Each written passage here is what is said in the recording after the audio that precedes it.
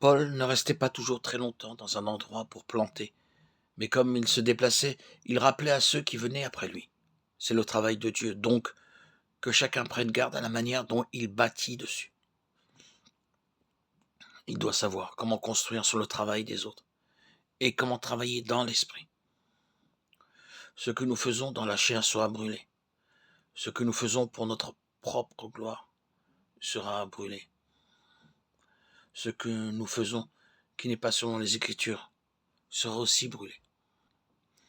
C'est pour cette raison que l'apôtre Paul est si catégorique lorsqu'il dit en 1 Corinthiens 3, 12, 13 « Or si quelqu'un bâtit sur ce fondement avec de l'or, de l'argent, des pierres précieuses, du bois, du foin, du chaume, l'œuvre de chacun sera manifestée, car le jour la fera connaître, parce qu'elle se révélera dans le feu, et le feu éprouvera ce qui est l'œuvre de chacun. » La même idée paraît dans Hébreux 12, 27, 28, où Dieu dit qu'il va tout ébranler et secouer, comme on le fait à un arbre fruitier. Toutes choses seront secouées, même les cieux et les étoiles seront ébranlés. Pourquoi secouera-t-il les cieux? Parce qu'il doit faire paraître l'existence de son royaume inébranlable, inchangé et éternel. Il y a eu beaucoup de royaumes, beaucoup de grands rois, mais ils ont tous disparu et passé. Le Seigneur Jésus-Christ établira un royaume qui ne peut pas être ébranlé. De la même manière, nos travaux seront aussi secoués par le Seigneur. Tout ce qui n'est pas pour l'éternité ne pourra pas tenir.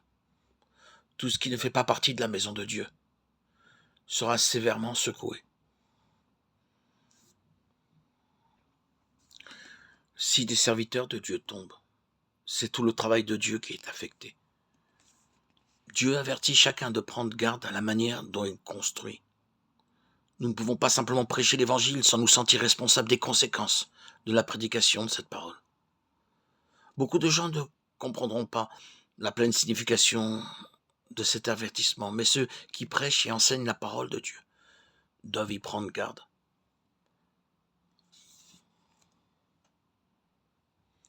Nous devons être préparés pour toutes les situations qui peuvent se produire. Les Écritures nous avertissent dans Apocalypse 12, 12. Le diable est descendu vers vous, animé d'une grande colère, sachant qu'il a peu de temps. Pourquoi est-ce que les alliés cherchent à secourir les autres nations? Pourquoi dépensent-ils beaucoup d'argent dans les autres pays? Ils peuvent avoir assez d'argent en Amérique et assez d'armes, mais ils réalisent aussi qu'ils feront une plus grande force en se faisant plus d'alliés. Ils ne peuvent pas tenir seuls contre la Russie. En cas de guerre, ils savent qu'ils doivent compter sur leurs amis, leurs alliés.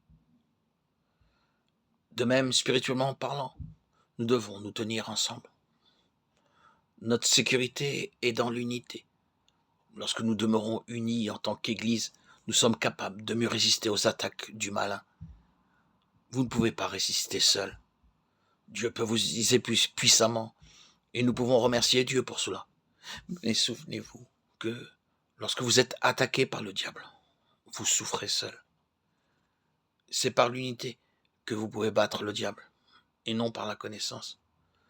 Pas plus par les miracles, la science, les richesses ou par aucune autre chose. Mais en se tenant ensemble dans la puissance de Dieu.